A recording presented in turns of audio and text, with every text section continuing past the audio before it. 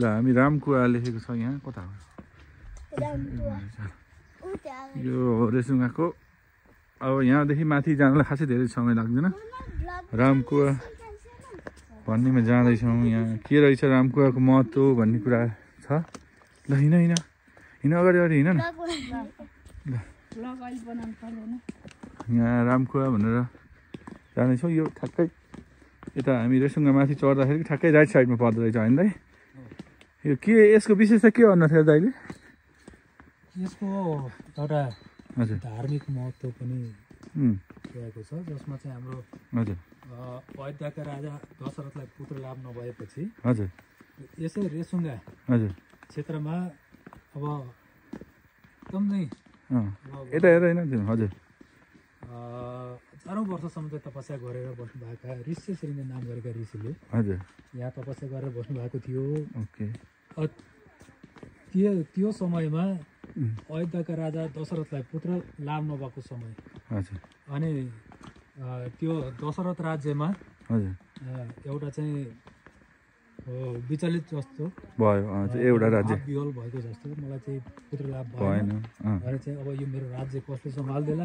राजगद्दी कसले सम्हाल्ने राजगद्दीसँग सम्हाल्ने मान्छे पनि कोही हुने भएन भने त यस्तै अब सुर्ताहरू गरे राजा दशरथ हिँड्ने चाहिँ परिस्थिति चाहिँ सिर्जना भएको रहेछ अनि त्यो समय अनि राजा दशरथका गुरु भनेको वशिष्ठ ऋषि वशिष्ठ ऋषिले राजाको यो सुर्ता गरेको यो आलाप विलाप गरेको चाहिँ देखि नसकेपछि महाराज हजुरले यसमा कुनै सुर्ता लिई बस्नु पर्दैन यसको पनि उपाय छ एक घना जङ्गलमा उति बेला चाहिँ नेपाल राज्य भन्ने थिएन भारत राज्य भन्ने थिएन यो साना साना टुकुरी राज्यहरू थिए त्यो 22-24 राज्य जस्तो हैन त्यो बेलामा 22-24 को भन्नु अझ अगाडिको कुरा हजुर जुत्ता लाएर जानु मिल्छ म बुझ्न नदिनु होला अनि त्यसपछि त्यो समयमा वशिष्ठ ऋषिले राजा दशरथलाई चाहिँ भन्नुभएछ महाराज हजुरले सुर्ता लिई बस्नु पर्दैन यस एक घना जङ्गलमा ऋषि श्रृङ्ग नाम गरेका ऋषि हुनुहुन्छ उहाँलाई चाहिँ हामीले यस राज्यमा ल्याएर पुत्रेष्ठी नामको यज्ञ सञ्चालन गऱ्यौँ भनेदेखि चाहिँ हजुरलाई पुत्र लाभ हुनेछ भनेर चाहिँ उहाँले अब शुद्धाउने भनेको छ त्यो बेला शुद्धाउने भनेको चाहिँ भनेको कुराहरू हो त्यसरी चाहिँ वशिष्ठ ऋषिले राजा दशरथलाई त्यसरी सम्झाइ बुझाइ गरिसकेपछि तुरन्तै राजा दशरथले आफ्ना भारतहरूलाई सबैलाई लिएर डाक्न पठाएर ऋषि श्रृङ्ग ऋषिले अयोध्या लगेपछि अनि चाहिँ त्यो पुत्रेष्ठी नामको यज्ञ सञ्चालन गरेपछि अहिले हाम्रो चाहिँ विभिन्न उसले चाहिँ हामीले चाहिँ मान्ने गरेका छौँ भगवान् राम लक्ष्मण भरत शत्रुघ्न यी 4 भाइको जन्म भएको भन्ने चाहिँ एउटा किनन्ती छ भन्नाले यहाँ रामायणमै उल्लेख गरेको छ तपाईँको रामायणको बालकाण्डमा हजुरले पढ्नु भएको छ त्यसमा बताउनुहुन्छ यसकारण यो भनेको चाहिँ एउटा धार्मिक क्षेत्र अनि एउटा धाम तीर्थधाम भन्ने चाहिँ हामीले चाहिँ यसरी पनि भन्न सकिन्छ यो कुवा स्पेसली पनि भनौँ यो रेसुङ्गा त भइहाल्यो रेसुङ्गा राम भइहाल्यो र यो राम कुवाको नाम चाहिँ कसरी रह्यो भन्ने कुरा चाहिँ अब आउँछ तपाईँको अब हाम्रो जन्म यसरी भएको भन्ने चाहिँ भगवान्ले चाहिँ त्यो लागिसकेपछि भगवान् रामलाई चाहिँ त्यो लागिसकेपछि एकपटक हामी चाहिँ हाम्रो गुरुलाई भेट्न जानुपर्छ ऋषि श्रृङ्ग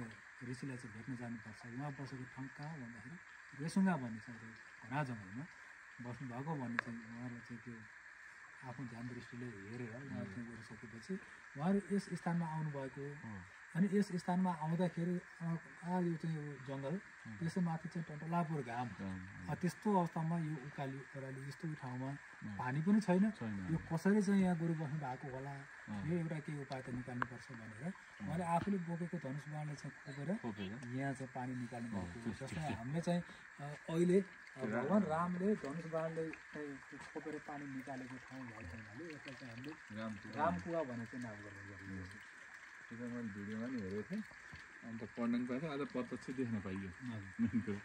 यसलाई त्यहाँ त जुत्ता खोला केही उ गरे हुन्थ्यो होला भेटिसक्यो त्यहाँ दानखान